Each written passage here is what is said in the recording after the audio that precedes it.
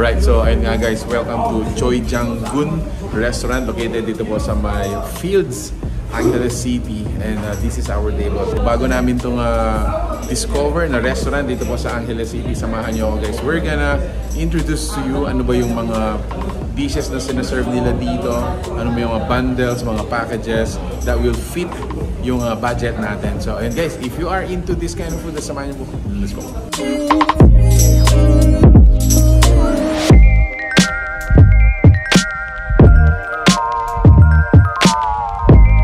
On our table, meron tayong different kinds of mga sets dito. So meron tayong mga Japanese, Korean, Filipino, and Chinese sets. Meron tayo dito yung kanilang Choi Jang Gun Grill sets for only 900 pesos. Meron ka ng pork belly, beef short plate, and kanilang marinated pork. Plus, unlimited side dishes. Yan. So on other side naman, meron tayong Chinese set menu for only 1,000 pesos. Meron tayong dalawang jjajangmyeon, sweet and sour pork, and fried dumplings. So basically ito more on good for 3 to 4 packs, depende sa appetite. Kung ayaw nyo naman na mag-set meal, meron tayong din dito yung kanilang mga ramen set for only 180 pesos. Meron ka ng kimbap and ramen. If you want, meron din silang mga a la cartes dito.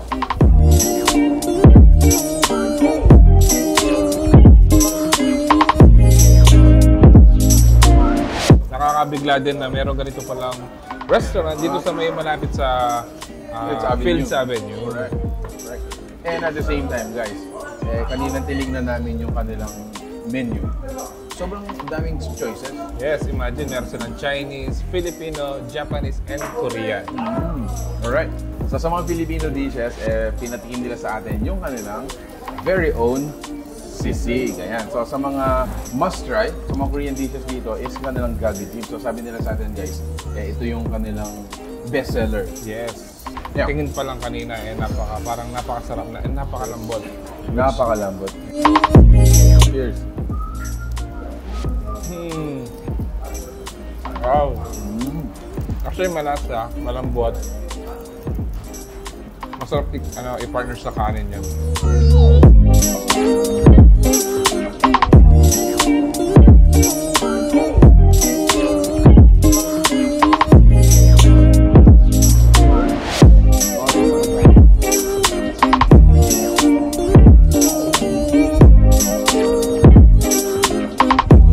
This is jjajangmyeon.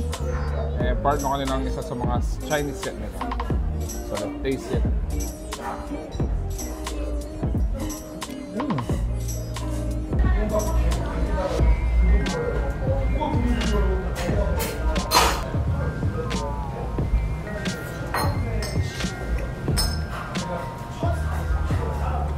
Grabe ang sarap. And grilled pork belly plus yung mga side dish nila. Yan.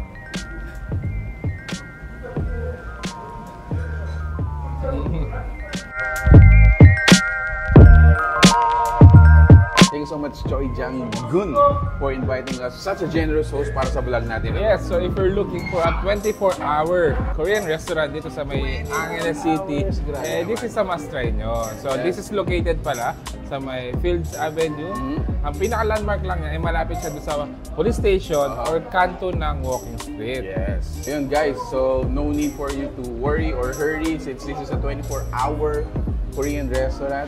Ayun guys, you can visit anytime you want and anytime you are available. So ayun guys, if you like the food you saw in this video, please give it a thumbs up, share it to your friends. We also included yung pong Facebook ni Choi Jang Gun for your information. Make sure to check out the fan page. So that's it. Thank you for watching. We're in Pampanga. Until our next discovery. Peace out. Bye guys.